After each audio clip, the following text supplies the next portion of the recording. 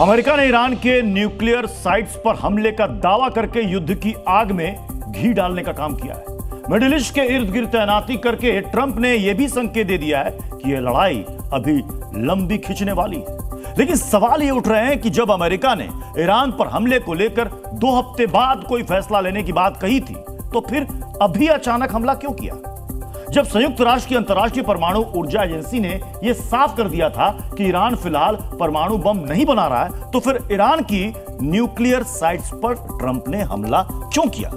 कल तक खुद के लिए नोबेल पीस प्राइज की मांग करने वाले डोनाल्ड ट्रंप ने ईरान की सरजमी पर बम क्यों गिराए? कहीं ये ट्रंप की जंग वाली जिद तो नहीं? इस सवाल के जवाब को डिकोड करते हुए हमारी ये स्पेशल रिपोर्ट आपको दिखाते हैं। पहले परमाणु ठिकानों पर अमेरिका ने बम मारा, फिर ट्रंप ने ईरान को चेतावनी दी कि अब ईरान शांत हो जाए। क्या ट्रंप को सच में लगा था कि वो जिस मुल्क में 30 टॉम हॉक मिसाइलों और 2 GBU-57 मैसिव ऑर्डिनेंस पेनिट्रेटर बम से हमला करेंगे, वो शांत बैठ जाएगा? ईरान ने पलटवार की और ऐसा किया कि जिस मुल्क ने ईरान पर अमेरिकी स्ट्राइक को सेलिब्रेट करने के लिए थैंक यू मिस्टर प्रेसिडेंट का झंडा लगाया, उसी देश के कई शहरों पर बम वर्षा कर दी।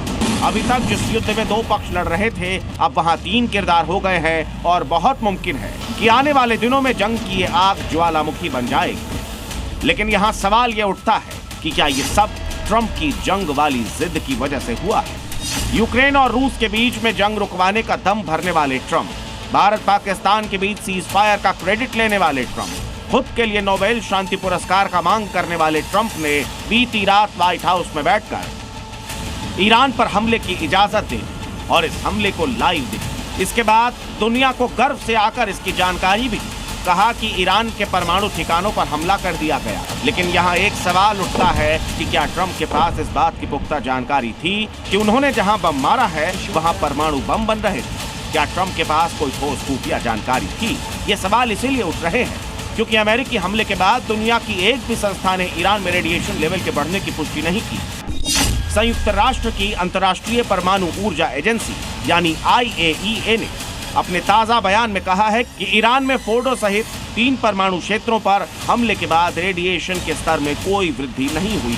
सऊदी अरब ने भी अमेरिकी हमलों के बाद खाड़ी क्षेत्र में किसी भी तरह के रेडिएशन की बात से इनकार किया है। ईरान ने भी एक बयान जारी करके कहा है कि उसके किसी भी न्यूक्लियर साइट पर रेडिएशन लेवल में कोई बदलाव नहीं हुआ है।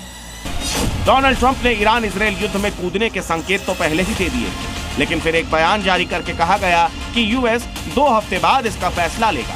लेकिन फिर अचानक अमेरिकी बॉम्बर और सबमरीन्स ने ईरान पर हमला कर दिया, वो भी तब जब एक दिन पहले ही IAEA ने अपने बयान में साफ कर दिया था कि उसके पास ईरान के न्यूक्लियर प्रोग्राम को लेकर कोई ठोस सबूत नहीं है। इतना ही नहीं, अमेरिका की director of national intelligence Tulsi Gabbard ने अपने बयान में भी पहले ही इसी से मिलती जुलती बात कही। जब संयुक्त राष्ट्र ने साफ कर दिया, ट्रंप एडमिनिस्ट्रेशन में मौजूद गबार्ड ने अपने आधिकारिक बयान में यह कह दिया, तो फिर ट्रंप ने ईरान पर हमला क्यों किया? क्या ट्रंप के पास सच में कोई पुख्ता इंटेल था या फिर यह सिर्फ और सिर्फ जंग वाली जिद?